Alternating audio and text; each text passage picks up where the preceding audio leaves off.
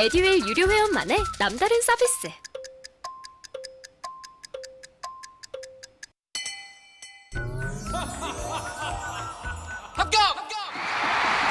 합격하고 돈도 받는 혜택. 오직 에듀윌 유료 회원에게만. 에듀윌.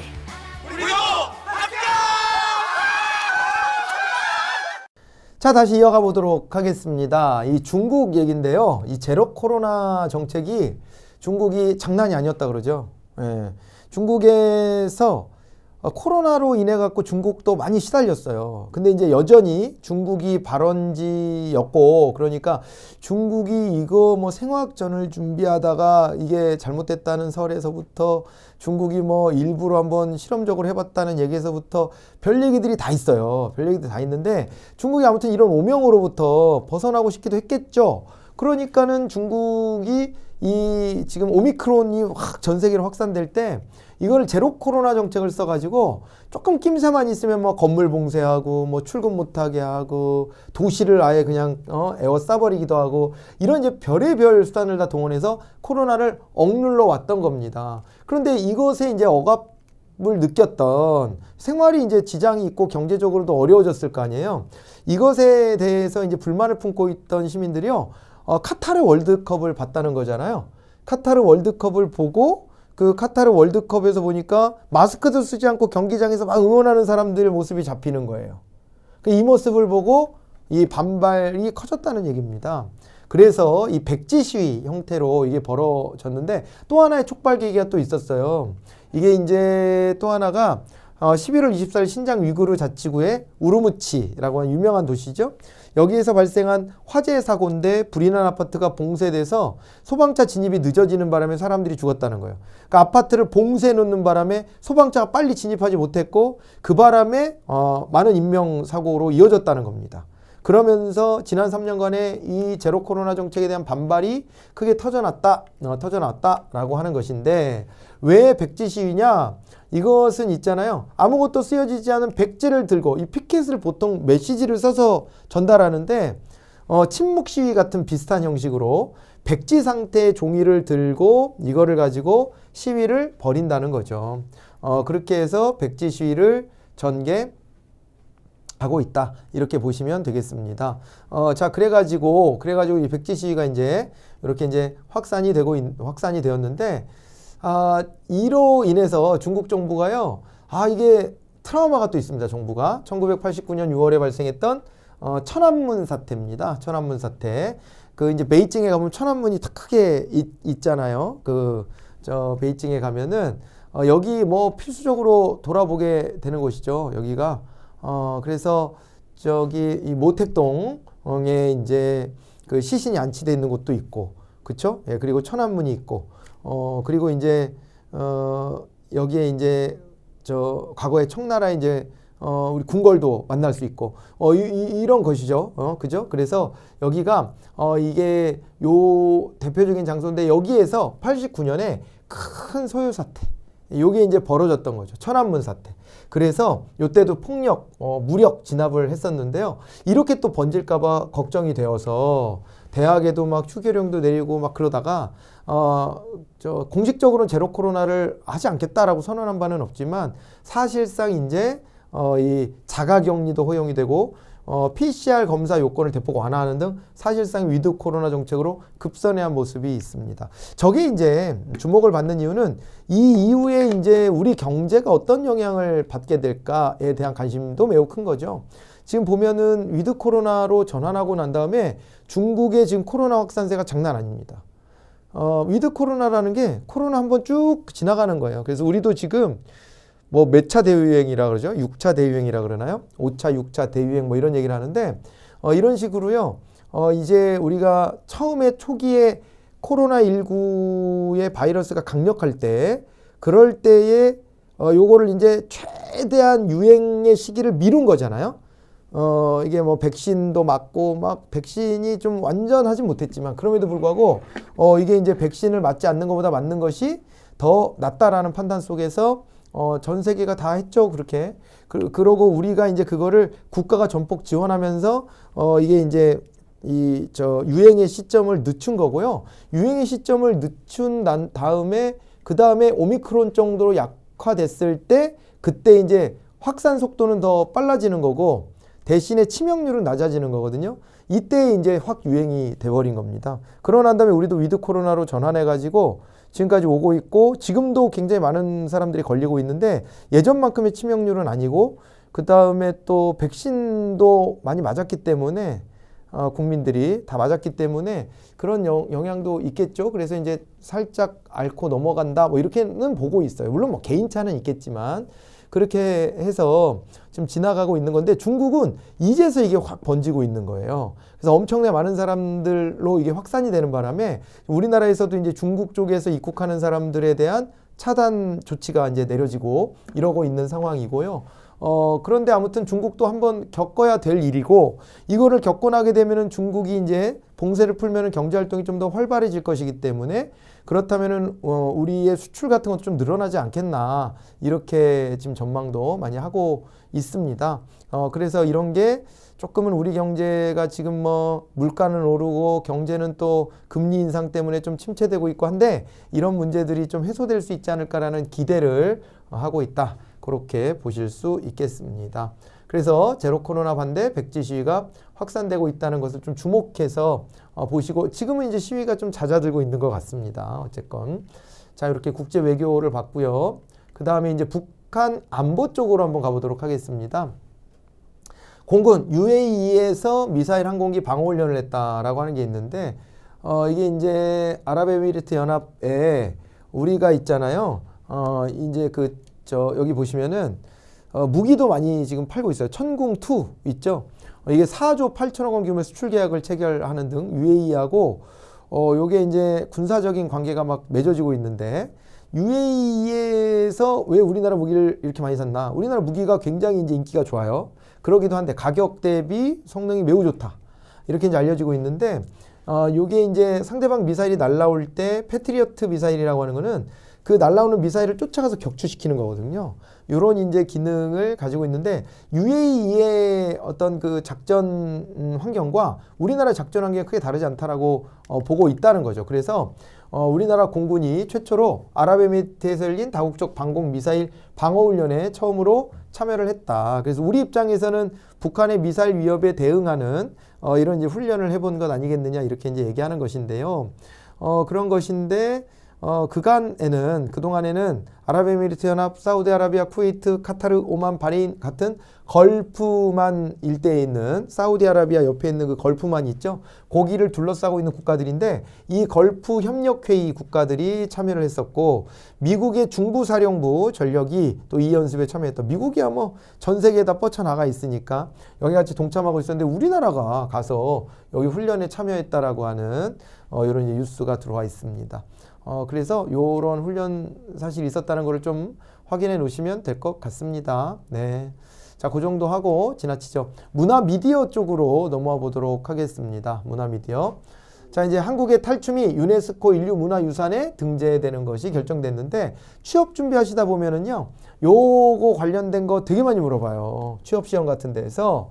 요거 이제 우리나라에서 유네스코 인류문화유산에 등재된 게 뭐가 있냐 이런 걸 물어봅니다. 그래서 헷갈리죠. 이걸 외우고 있지 않으면은 굉장히 헷갈릴 수 있는데 탈춤이 22번째로 들어갔다는 거예요. 네, 그렇게 들어가서 탈춤을 비롯해서 기존에는 이제 연등회, 씨름, 제주 해녀문화, 줄다리기, 농악, 김장문화, 아리랑, 줄타기, 택견, 한산 모시짜기, 대목장, 그리고 매사냥, 대목장 이제 막 절도 짓고 궁궐도 짓고 하는 장인이죠. 그 매사냥, 가곡, 처용무, 강강술래, 제주 칠머리당, 영등굿, 남사당놀이, 영산제, 강릉 단오제, 판소리, 종묘 제례 및 종묘 제례학 이렇게 이제 인류 무형유산에 등재가 됐는데 특히 여러분 여기 보시면 씨름 같은 경우에는 남북한 공동 등재가 됐고요. 이렇게 됐고 그 다음에 아리랑 같은 경우에는 지역마다 또 아리랑이 또 제각각이잖아요. 남북한이 개별 등재했던 이런 측면이 있습니다. 자, 이런 것도 특징적으로 좀 봐두셔야 될 것 같고요. 이번에 평양냉면도 유네스코 인류 문화유산으로 선정이 됐대요. 평양냉면. 여러분들 평양식을 좋아하십니까? 함흥식을 좋아하십니까? 네, 저는 개인적으로 함흥식이 더 선호가 되는데 어쨌건 이 평양냉면이요. 네, 평양냉면도 유네스코 인류 무형문화유산으로 선정이 됐다고 하고 북한의 유네스코 세계유산은 고구려 고분군 개성역사 유적지구 네, 그렇게 되어 있고요. 그 다음에 세계 기록유산으로는 무예도보 통지 인류 무형문화유산으로는 아리랑, 김치담그기, 씨름. 아까 이제 아리랑하고 씨름 같은 경우는 우리가 아리랑은 따로 등재, 씨름은 공동 등재 뭐 그런 거 했었죠. 네, 그렇게 해서 보시면 되겠고요. 유네스코는 어떤 기구냐? 1970년 이집트의 아스완 하이댐 건설로 인해서 수몰리게 놓인 고대 누비아 유적들을 보호하기 위해서 유네스코의 세계문화 및 자연유산 보호협약 사업을 시작했다 이렇게 되어 있고요. 유네스코가 이제 국제 유엔에 뭐가 있냐면요. 경제사회 이사회라고 있어요. 이제 거기랑 연계해서 교육, 과학, 문화 기구로 만들어진 게 유네스코입니다. 그러면서 여기 지금 세계 문화 및 자연유산 보호협약 사업을 시작해서 자꾸 지정을 하는 거예요. 지정을 해가지고 어떻게 하는 겁니까? 그래가지고 함부로 이런 것들이 훼손되는 것을 막으려고 노력하고 있다. 그렇게 봐두시면 되겠네요. 자, 이렇게 보시고요. 과학 IT 쪽으로 넘어가 볼까요? 이쪽으로 와보시면 2045년 화성에 태극기를 꽂는다는 계획을 이제 우리나라가 세웠습니다. 2023년 우주항공청을 설립하기로 했어요. 2023년에. 그러니까 이제 올해죠. 올해에 우주항공청을 이제 설립을 하는 것인데 윤 대통령이 11월 28일 서울 서초구 JW 메리어트 호텔에서 열린 미래우주경제 로드맵 선포식에서 2045년까지 정책 방향을 담은 미래 우주경제 로드맵을 발표했다. 이렇게 되어 있습니다. 뭐라고요? 미래 우주경제 로드맵. 그간 우리가 이제 우주항공청 같은 거 설립해야 되지 않냐라는 이제 목소리들이 있어 왔었습니다. 그러니까 미국의 나사가 있는 것처럼 우리도 이런 거를 좀 설립해야 된다라고 했는데 요거를 이제 과학기술정보통신부 또 나왔네요. 과학기술정보통신부 산하의 우주항공청을 설립한다는 계획을 이제 발표를 한 겁니다. 그래서 이제 대통령이 직접 국가우주위원회를 만들고 거기에 위원장을 맡기로 했어요. 우주경제 시대를 준비하겠다 이렇게 밝혔고 이를 위해 달 화성 탐사, 우주기술 강국 도약, 우주산업 육성, 우주인재 양성, 우주안보 실현, 국제공조 주도 같은 6대 정책을 추진하기로 했다고 합니다. 그래서 우리가 아직도 달이나 화성 탐사를 자체적으로 한 적이 없잖아요. 그래서 이제 달 화성 탐사를 해보자 라고 하는 겁니다. 이거는요, 실패를 좀 염두하고서라도 실패 속에서 이제 문제점을 찾아내고 성공으로 갈 수 있는 거니까 막대한 비용이 소요될 수 있음에도 불구하고 국가가 의도적으로 나서줘야 될 필요가 좀 있는 영역입니다. 우주는 주인이 따로 없잖아요. 그렇기 때문에 요 경쟁에서 우리가 또 뒤처지지 않기 위한 노력을 해야 됩니다. 이미 좀 우리의 국력으로 놓고 보면은 좀 뒤처진 측면이 있는 거죠. 그래서 빨리빨리 좀 쫓아가야 되지 않을까. 이렇게 이제 문제인식을 가지고 있는 겁니다. 가지고 있고요. 그리고 이제 그런 속에서 이제 우리가 이제 어떻게 보면 패스트 팔로워가 돼야 되는 거죠. 이 분야에 있어서만큼은. 그래서 남들이 해왔던 거 우리도 좀 쫓아가 보자 하는 것이고요. 5년 내에 달에 갈 수 있는 독자 발사체 엔진 개발을 하겠다. 이렇게 이제 목표를 세웠고요. 10년 내 달 착륙 그리고 광복 100주년인 2045년에는 화성에 착륙하겠다. 이런 이제 목표를 세웠다라고 되어 있습니다. 그래서 2045년이면 얼마 안 남았네. 근데 광복 100주년이에요. 광복 100주년 2045년 화성에 착륙하겠다. 화성에 2045년까지 몇 년 남은 거죠? 20여 년 남았는데 20여 년 뒤에는 우리가 이거를 꼭 볼 수 있기를 소망해 봅니다. 자, 그래서 요런 이제 목표를 세웠고, 근데 다만 과학계에서는요 이번의 조치를 한편으로 환영하면서도 한편으로 아쉬움을 토로하고 있다고 하는데요. 우주전담기구가 애초 기대했던 독립부처가 아닌 과기정통부 산하의 청 수준으로 결정됐다며 우려를 하고 있다 그러는데 글쎄 저는 이 부분이 좀 이해는 좀 잘 안 됐어요. 그러니까 왜 부단위여야지만 된다라고 생각하는가에 대해서 잘 모르겠어요. 이 부가 되려면요 하는 기능이 여러 개여야 돼요. 여러 개여야 되고요. 청이 원래 뭐 하는 기구냐면 청도 하나의 중앙행정기관이에요. 그래서 청이 부 속에 있긴 하지만 부의 외청이라고 불리는 거지만 근데 이 청이 결국에는 하는 일이 부에서 다루는 영역 범위에서 주요한 집행 기능을 독자적으로 수행하는 게 청이에요. 그런 거거든요. 그럼 청 단위로 해도 일단은 좀 충분해 보이거든요. 제가 판단할 때는. 그런데 이제 부 단위로 이게 가야 될 성질인 것인가는 잘 모르겠어요. 그런데 이제 아마도 부가 더 높다라고 하는 인식이 있으니까. 그러니까 우리가 중앙행정기관도 부처청이라 그러잖아요. 부처청이라고 부르는 이유는 그게 일종의 뭐라 그럴까요? 파워의 크기랄까? 그런 게 좀 있긴 있죠. 부 다음이 처, 그 다음 청 이렇게 보긴 해요. 그래갖고 문재인 정부 출범할 때 뭐가 있었냐면요. 산업통상자원부 밑에 있었던 중소기업청이 있었죠. 중소기업청을 중소벤처기업부로 승격시켜줬죠. 근데 그렇게 하려면요. 다른 기능들을 더해야 돼요. 그래서 중소기업청이 이름이 어떻게 됐다고요? 중소벤처기업부로 바뀌었다고요. 이 얘기는 무슨 얘기냐면 중소벤처기업부 그래서 벤처 사업에 관련된 영역까지 확장해서 가져간 거고요. 그 과정에서 사실은 산업통상자원부, 기존의 산업통상자원부하고 충돌되는 지점이 있어요.